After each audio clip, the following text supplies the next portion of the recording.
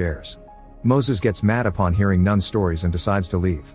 Nun tries to stop him, so Moses orders the other elders to abandon the prayer house to finish hearing the story.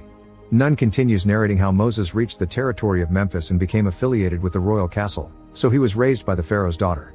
Moses still doesn't believe Nun and leaves the place, feeling irritated yet also confused about his identity.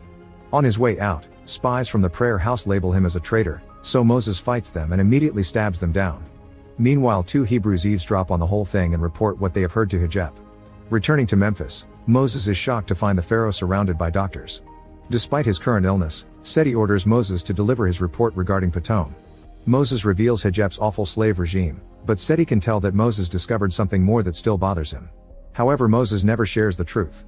Days later, Seti passes away, and his successor Ramses performs the burial ceremony to send off his father's mummified body. Then Ramses takes over his father's throne. Sometime later, while Ramses and Moses together the advisors and generals discuss the king's plans, Hijab arrives with an important message, but first he asks for privacy. Ramses asks everyone to leave the room and Hijab proceeds to explain Moses' real heritage. After Hijab leaves, Ramses and Moses have a confrontation about Moses' secret. The king summons Seti's daughter Bithiah and Moses' blood sister Miriam to ask for the full story, but they both keep the secret and swear Moses is Bithiah's boy. Furious, Ramses threatens to hurt Miriam if Moses keeps on lying, so Moses surrenders and finally confesses the truth, for which he's sent to jail. The queen advises Ramses to kill Moses, but Ramses still has doubts and sends Moses to exile instead.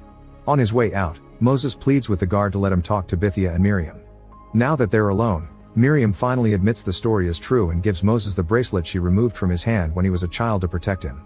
For the following days, Moses struggles to survive in the desert because of the lack of food and the melting heat. Eventually he finds his sword hidden on the horse's back, but when the horse dies, Moses has no choice but to stop his wandering to decide how to proceed.